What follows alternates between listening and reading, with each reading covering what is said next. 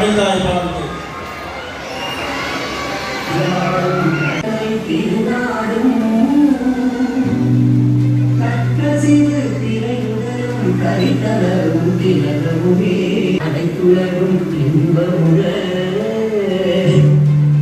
எத்திசையும் புகழ் மணக்க இருந்த பேரும் தமிழனங்கே தமிழனங்கே. நமது அன்னை தமிழ் மொழியை கலந்து கொண்டு இந்த நிகழ்வை வழிநடத்திக் கொண்டிருக்கிறார்கள். நமது கழக நிர்வாகிகளுக்கு ஒரு அறிவிப்பு. பின்னாடி சென்று அனைத்தையும் கொஞ்சம் ஒருங்கிணைக்குமாறு உங்களை அன்புடன் அழைக்கின்றோம். மற்றும் வேறு இருபுறங்களும் நின்று கவனிக்கவும்.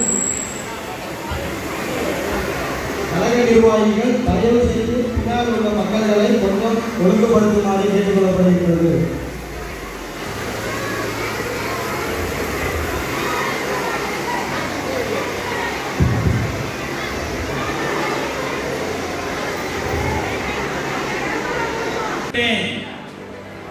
தமிழ்நாட்டின் செல்லப்பிள்ளை, தமிழ்நாட்டின் மாண்புமிகு முதலமைச்சர் சி. ஜோசப் விஜய் அவர்களின் பிறந்த நாள் விழாவில் நலத்திட்ட உதவிகளை வழங்க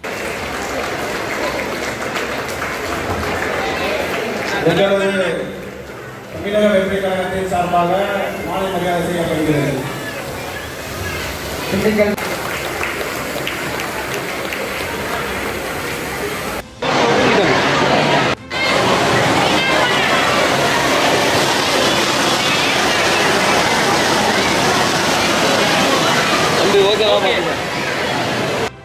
என்னுடைய தலைமை அவர்கள் வளர்த்திருக்கிறார்கள்.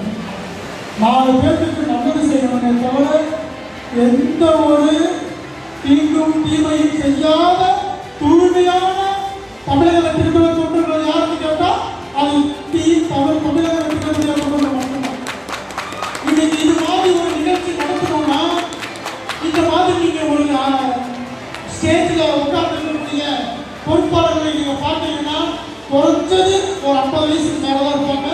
இந்த நிகழ்ச்சியை செய்யறதுக்கு குறைஞ்சது 1 மாதம் எடுத்துக்குவாங்க.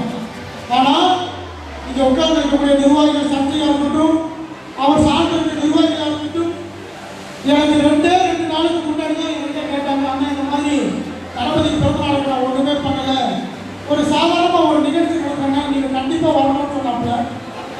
எப்பயுமே தம்பிகளோட பகுதியில் கிட்டத்தட்ட ஒரு 6-7 வருஷமா தளபதியோட பிறந்தநாளுக்கு பலவிதமான நிகழ்ச்சி நடத்துவது. நீங்கள் பார்த்தீங்கன்னா நான் வரத்துக்கு கொஞ்சம் லேட் ஆனாலும் நைட்டு 10 மணி ஆனாலும் அந்த 10 மணிக்கு குறைஞ்சது ஒரு 1000 பேருக்கு சுட சுட சிக்கன் பிரியாணி ஆக்கி போடுற ஒரே ஒரு நிர்வாகி யாருக்குன்னா இந்த மேலக்கரை நிர்வாகி.